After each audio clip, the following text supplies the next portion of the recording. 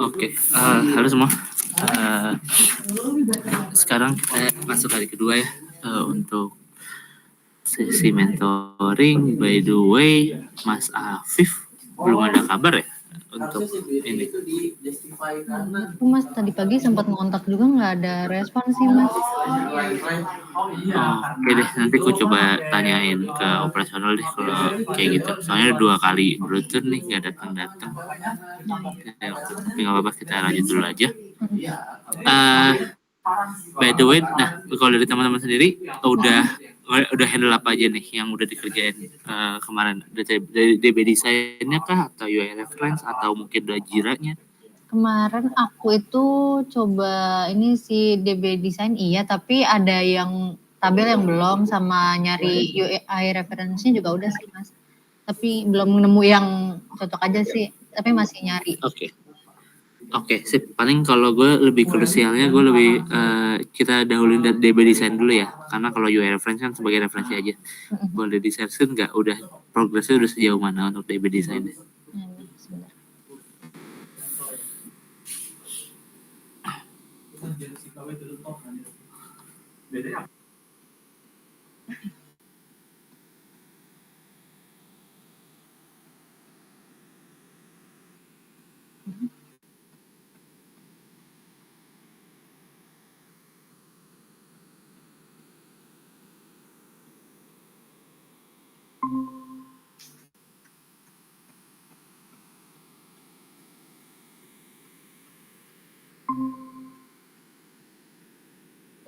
Sorry tadi gue salah close. Oke. Ini sih Mas, aku baru bikin ini soalnya. Dari usernya aku masih bingung sih kalau user tuh sebenarnya kalau customer-nya tuh baiknya dibarengin sama admin apa enggak sih satu tabel gitu. Oke, sip. Kalau pertanyaan itu sih gue jawab tetap better emang disatuin sama admin sih, user BH dan admin. Jadi ada bedanya adalah role ID-nya. Nah, role itu sendiri menurut gue better dipisah tuh tabelnya. Ini kan kalau gue lihat di sini role ini masih di dalam satu ini. Karena kenapa dipisah? Biasanya gini. Kalau misalkan nanti ada perubahan role, misalkan kayak ID 1 tadinya admin jadi super admin. Itu kan berarti kita harus ngubah satu-satu kan. Kalau misalkan user udah banyak gitu. Nah, itu yang harus dikonsiderasiin. Makanya better dipisah. Jadi dipisah aja role ID-nya. Kemudian nah, store ID ini kan karena setiap admin punya masing-masing berarti admin punya ya udah di masing-masing toko gitu kan. Nah, saran gue store ID juga dipisah ke dalam satu table sendiri yang isinya itu adalah user ID dan store ID-nya. Jadi jangan dijawab store ID. Jadi yang di store ini gimana? Kalau yang di dalam store itu nggak apa-apa. Store ya sebagai toko aja kan. Nah, tapi untuk nemuin si admin mana yang handle store apa itu di dalam satu table lagi, misalkan namanya branch admin kayak gitu. Isinya adalah joinan dari table data user dan data tokonya. Jadi itu si user 1 tokonya ID 1 juga misalnya kayak gitu. Oke, Mas. Oke, sip. Karena kan satu toko bisa punya banyak admin kan, punya banyak branch admin gitu kan. Oke. Itu di note aja dulu ya. Oke lah. Paling kalau gue biasanya kalau untuk database design gue biasanya akan membiasakan diri untuk bayangin user journey-nya. Jadi user journey maksudnya gimana? Maksudnya kayak kan kalau kalian baca speknya kan udah jelas ya ada user journey, user atau user stories. Yaitu pertama dari landing page itu ada produk. Berarti di ini coba boleh tuh table produk ya. Oke, produk tuh ada product name, price, description, kategori ID. Oke, pertanyaan kalau dari gua sih untuk product name, nama product name itu better jadi name aja di table produk. Kenapa? Ya, karena si produk itu kan nama table-nya itu udah nge-define isinya gitu kan. Jadi itu name aja gitu ya. Betul. Kalau misalkan dia adalah sebuah foreign key atau joinan dari sebuah table, baru itu pakai nama table yang joinannya gitu. Kayak contoh kalau di sini kayak store ID, berarti kan itu joinan dari table store gitu kan. Oke. Nah, kayak gitu. Itu Terus, satu pertama. Kedua, terus, apakah produk ini ada image atau enggak? oh iya ada image-nya. Nah, image-nya pertanyaan lagi adalah image-nya akan multiple apa enggak? Kalau multiple image, berarti table image harus dipisah tuh produk Iya. image. Karena kenapa? Ya itu ya. Karena satu produk bisa gambar banyak gambar kan. Tapi sebenarnya walaupun even gambarnya satu pun nggak ada masalah. Karena apa namanya? Secara table juga lebih rapi dan lain-lain kayak gitu sih. Lanjut kita ngomong authorization, table usernya berarti kan ada ID, email, password, name, role. Mungkin ada kurang ya, ada untuk verify account-nya berarti harus ada is verified. Oh ya, is verified. Oh ya, aku lupa masukin tadi udah. Oke. Is verified. Terus email, password. Berarti maaf Mas, kalau kayak admin gitu perlu is verified juga gak sih Mas? Aku lupa, belum baca nanti. Sebenarnya based on tinggal based on role aja sih, atau kalau mau tambahin table tambahin field baru ya is admin aja kalau emang mau. Jadi is verified sama is admin. Oh gitu, oke. Jadi nanti yang bisa diassign jadi sebuah admin adalah yang usernya yang bisa jadi branch admin itu adalah yang is adminnya true gitu. Oke, siap. Oke, lanjut. Oke. Menurut gue si table user mungkin ada perlu nambah dua field, yaitu first name, last name, sama nomor telepon, biar lebih better aja sih buat nampilin data di profilnya. First name, last name ya. Jadi name-nya nggak satu kolom gitu ya. Jadi konsiderasi kenapa dipisah menurut gue biar nanti misalnya gini kan user misalnya namanya ada ada berapa suku kata gitu ya. Dan nanti misalkan tapi beberapa apps yang kalau kalian sering pakai dia tuh selalu ngambilnya data misalkan halo terus first name-nya. Nah, jadi secara fetching kalian nggak perlu get full name terus harus di slice gitu kan. Kalau gitu kan harus kita olah lagi kan di front end-nya. Mendingan kalian dipisah aja. Kayak gitu. Terus itu udah autentikasi. Lanjutnya adalah nama, email, gender. Gender dan birth date. Berarti table user juga harus di-record ya. Gender dan birth date. Nah, aku kalau itu dimasukin profile dipisah gitu gimana Mas? Sama picture. Jadi saat di tabel profile itu ada gender, birth date-nya sama picture-nya gitu. Perlu nggak sih Mas sebenarnya? Kalau menurut gua nggak perlu dipisah karena satu user cuma satu profile gitu kan. Tidak menurut gua dibanding ntar malah joinnya secara create dan update-nya akan lebih repot gitu, harus di dua table gitu kan. Misalkan dia ganti password sama ganti birth date, berarti dia harus ganti update di table user dan update profile. Menurut gua mendingan digabungin aja, nggak ada masalah sih. Oke. Berarti yang profilnya ini nggak usah ya, tabel profile digabung ke user aja ya. Betul. Oke, sip. Lanjut address. Nah, untuk address gimana sistemnya? Address ini sih Mas. Ya address satu user karena satu user punya multiple address ya. Berarti ya dipisah. Provinsi, city, zip code, district, detail. Ya, so far harusnya cukup kayak gini aja sih. Untuk addressnya udah oke. Produknya gimana? Ini produknya yang tadi ya. Kategori ID, price, product name.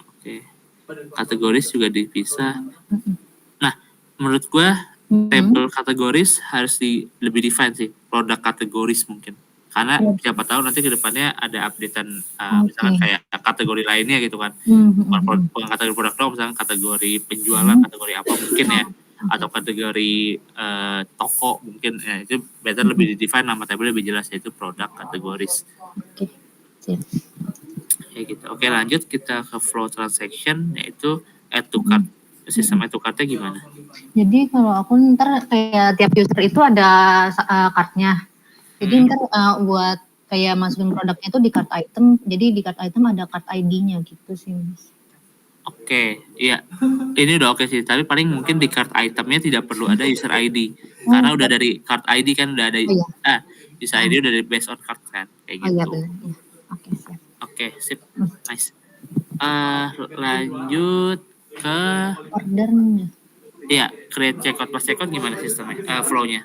Aku tuh belum ini sih masih yang belum kebayang pas check out sebenarnya, makanya kayak buat voucher diskon gitu belum bikin tabelnya karena belum kebayang sebenarnya Mas. Iya, oke, nggak apa-apa. Sip. Paling ntar yang voucher ntar kita bahas setelah transaksinya udah ada. Tapi kalau ide gini, kalau gua pribadi kebayangnya adalah label jadi kan flow user kan gini, dia add to cart udah ada barangnya multiple barang. Nah saat itu kita check out, berarti sesimpel mirroring data dari table cart dan cart item masukin ke dalam transaction dan transaction item kayak gitu. Transaction. Bedanya di transaction itu selain ada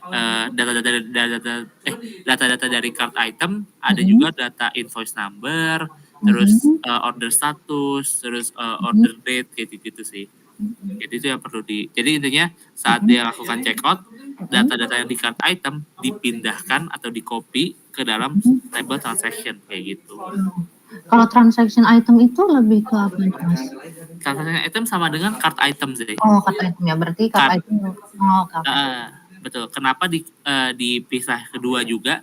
Karena gini, satu kali checkout misalkan ada multiple barang, misalnya ada 10 barang dah.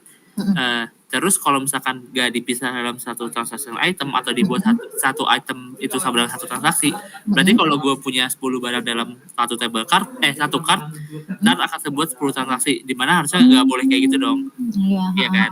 Harusnya kan satu transaksi hanya boleh satu kali checkout ada 10 barang ya jadi satu transaksi aja kan, nggak boleh jadi kayak record jadi 10 transaksi. Secara table juga ntar jadi berantakan gitu, karena invoice number sifatnya itu kan increment ya.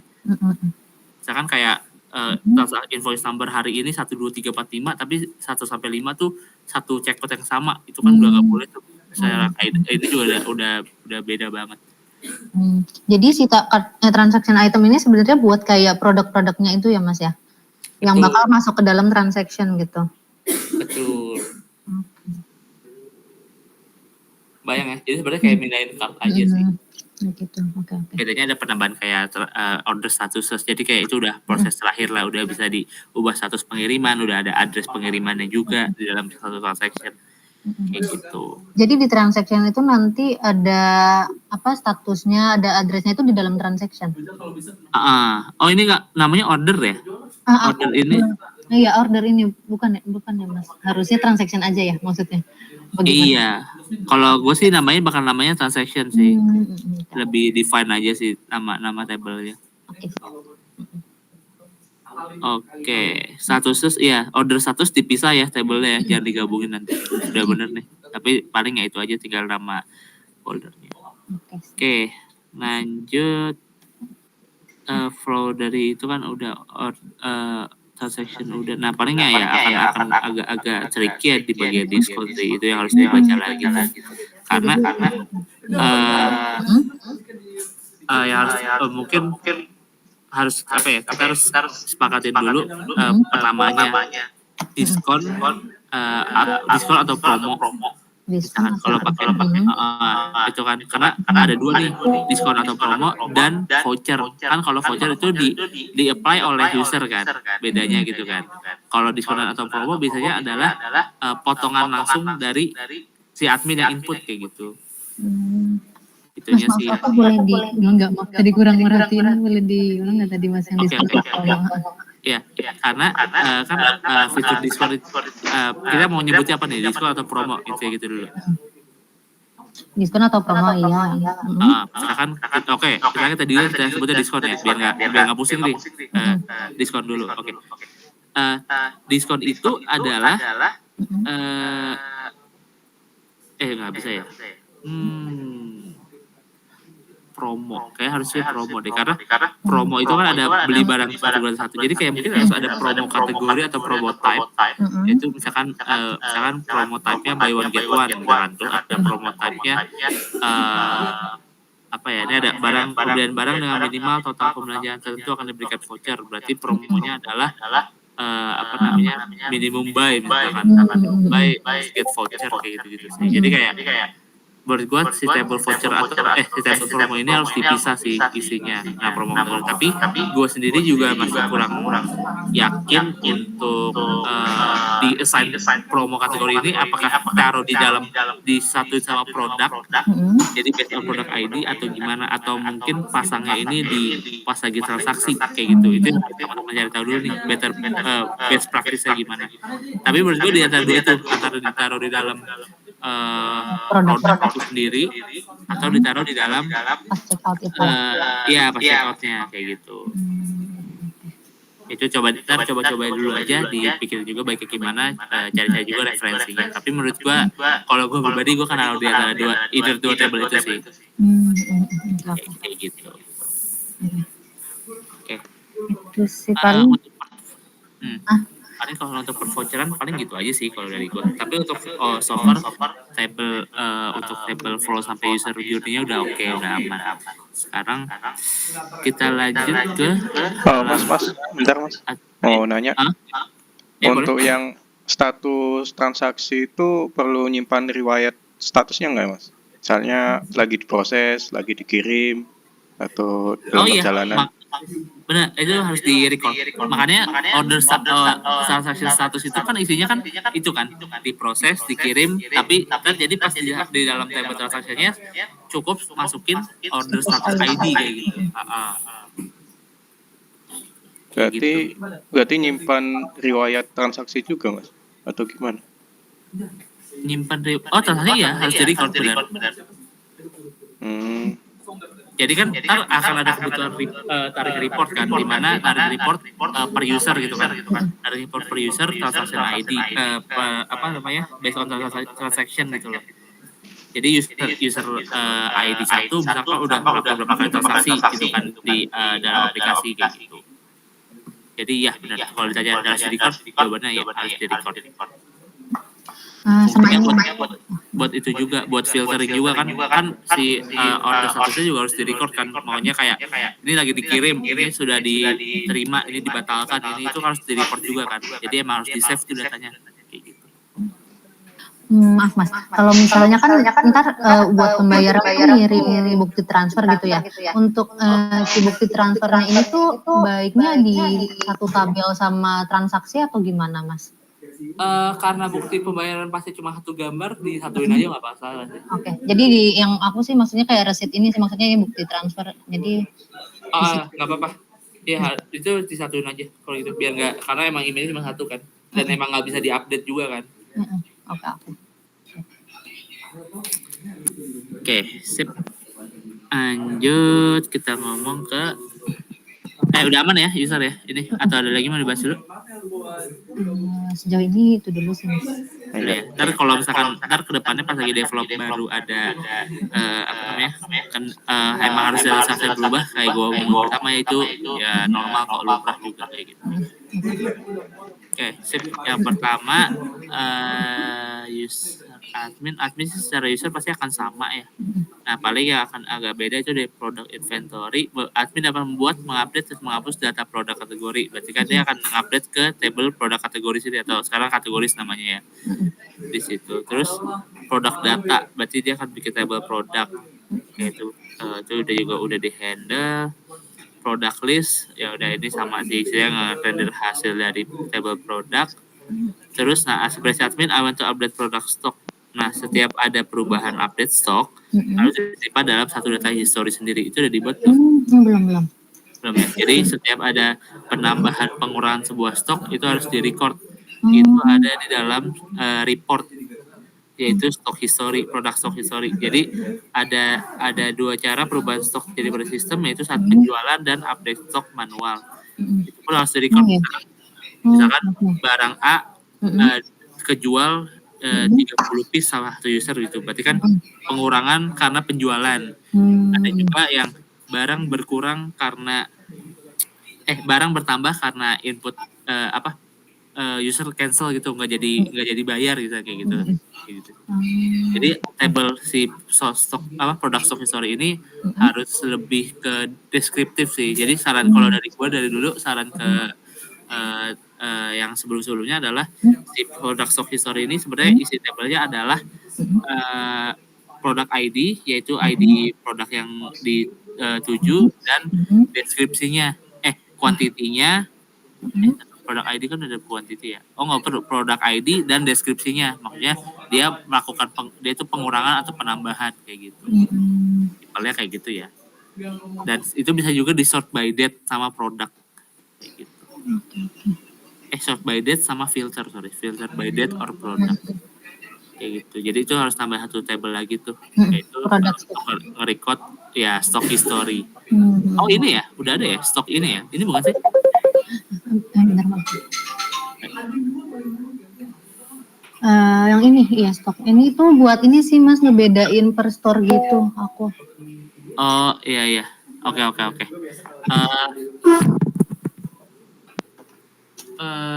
Paling namanya aja sih yang harus di adjust. Produk stock mungkin ya. Produk stock. Iya, jadi ada produk stock, ada produk stock history juga. Kayak gitu. Oke, sip. Kalau report, nah sekarang kalau kita ngomongin report, dari diskon dulu deh. Branch admin bisa nge-create diskon produk itu ada beberapa. Yang pertama itu diskon tanpa ketentuan yang dipasangkan secara manual pada suatu produk. Berarti bisa jadi diskonnya itu percentage atau angka nominal yang misalkan 30.000 atau mungkin 15% misalnya kayak gitu. Yang kedua itu ada diskon yang menggunakan berdasarkan syarat minimal pembelanjaan mencapai satu nilai yang telah ditentukan dengan memberikan limitasi nilai diskon. Berarti misalkan dengan belanja 100.000 akan dapat diskon 15% dengan maksimal potongan 20.000. Berarti kemudian beberapa pembelian produk memiliki ketentuan beli satu gratis satu.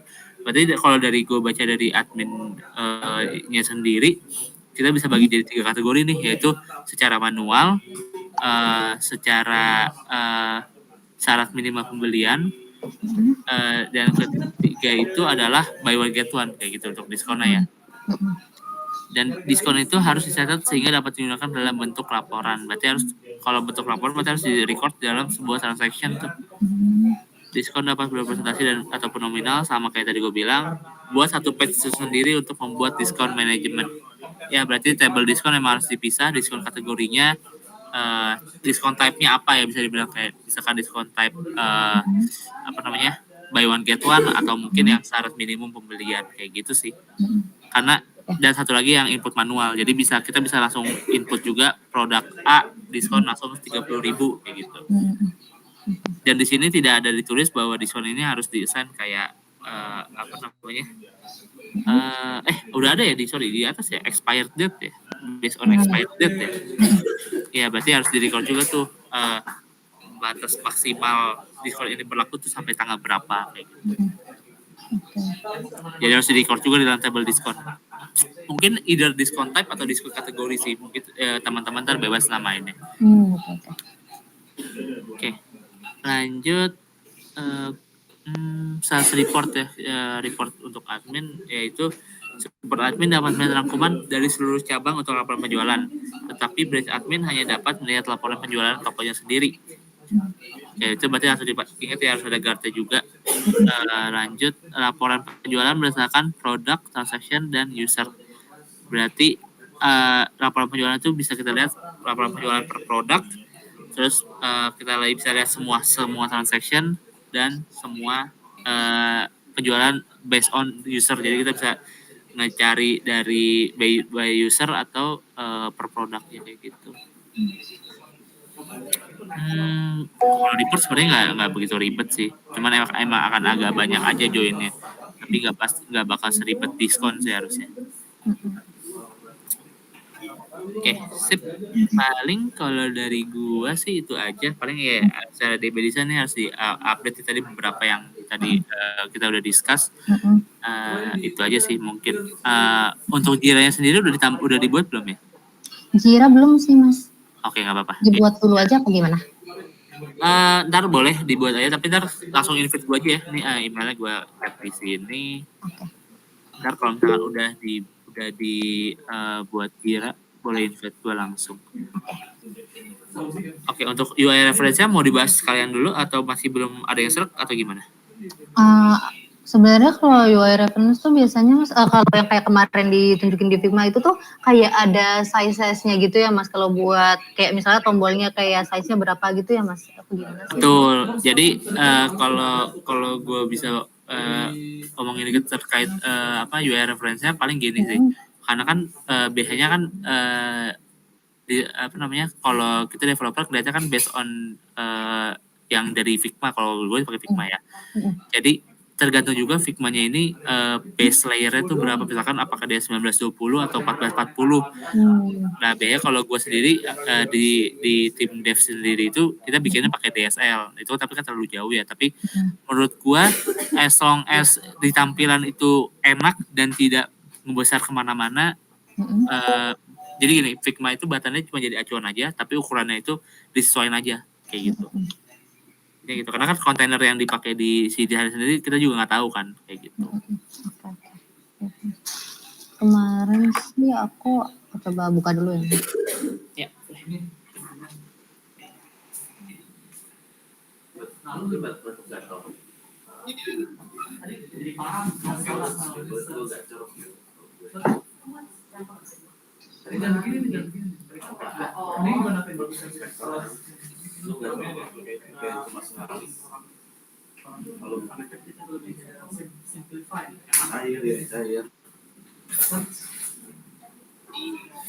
Biasa sih kalau kita ya tanda tanya gitu.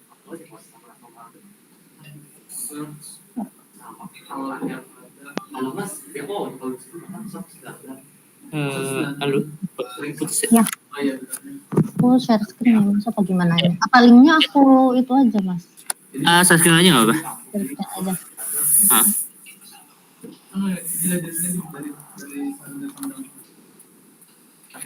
Dengan break sampai titik 2.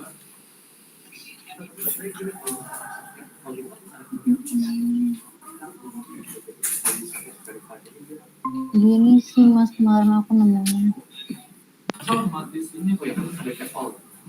Jadi kan halaman awalnya gini kan ada ini, terus buat kategorinya baru kayak gini sepertinya. Nah, paling gini cara kalau pengen tahu gimana caranya ini ukuran kontainernya berapa, coba klik nama header sectionnya deh di ya, kayak gitu ya, klik aja. Terus lihat di kanannya, oh dia kan berarti kan pakai 1440, berarti kan ukuran desktop ya. Berarti nanti kalau kalian mau, karena pakai Tailwind ya, nanti ada developnya ya. Belum tahu sih mau pakai Tailwind atau kemarin belajar Cakra juga ya. Itu sih antara itu. Either Tailwind atau Cakra, berarti kan harus set si kontainer itu di 1440 kayak gitu kan intinya gitu. Kalau pakai 1440, berarti kalian bisa pakai si desain ini sendiri gitu, ukurannya secara button dan gitu, width card-nya kayak gitu. Itu ya kan harus set si batas kontainernya sih kayak gitu. Kalau ini ya kalau mau ngikutin plek-plekan sama dari desain Figma-nya. Tapi kalau kalian ini cuma sebagai as reference, terus kalian misalkan kayak gue cuma ngambil button doang Kak, oh ya udah nggak apa-apa, atau gue cuma ngambil card ini nih yang kata card vouchernya kayak gitu. Ya, masih kemarin baru aku temuin sih, tapi belum tahu juga Mas makanya yang ini atau enggak. Iya. Oke sih kalau misalkan ini. Oke, sip. Kalau dari gue paling itu aja untuk dari DBD juga tadi kita masih ada yang harus di adjust lagi ya sama UI. Paling gue minta besok udah ada, mungkin kalau udah ada Jira ya hari ini boleh langsung, tapi kalau misalkan baru bisa di besok juga nggak masalah sih. Tapi intinya harus selesai dalam minggu ini itu Jiranya juga. Jiranya, oh ya, oke siap Mas. Oke, sip. Ada lagi yang mau dibahas? Ini kalau dari saya itu dulu sih Mas. Oke. Kalau dari Mas Dimas gimana? Ada yang mau ditanya dulu nggak? Sejauh ini udah jelas Mas. Halo, sorry. Halo. Ya sejauh ini dari udah jelas Mas. Sama aja. Kayak gue, kayaknya gue deh problem nih. Suaranya putus-putus, sorry kenapa ya? Dari aku udah jelas Mas. Oh, udah cukup ya. Oke. Paling kalau misalkan ada yang mau didiskus lagi, nextnya selama jam kerja, kalian masuk join Discord-nya Prodika kan ya? Iya. Nah itu gue di Discord ada sih. Jadi kalau misalkan kalian mau nanya-nanya terkait proyek kan selama jam kerja, saya akan balas sih kayak gitu. Jadi kalau mau bahas-bahas di luar jam mentoring, kayak misalkan mau nanya-nanya, kalau emang gue lagi kosong dan lagi ada waktu kosong, gue akan bantu jawab sih kayak gitu. Oke deh, siap. Gitu Mas. aja ya. Oke. Siap, makasih ya Mas. Iya, kalau udah nggak ada yang mau dibahas lagi, kita cukup sampai ini. Thank you semuanya ya. Iya, makasih banyak. Oke, thank you. Thank you, Mas. Masa ini lu mau makan?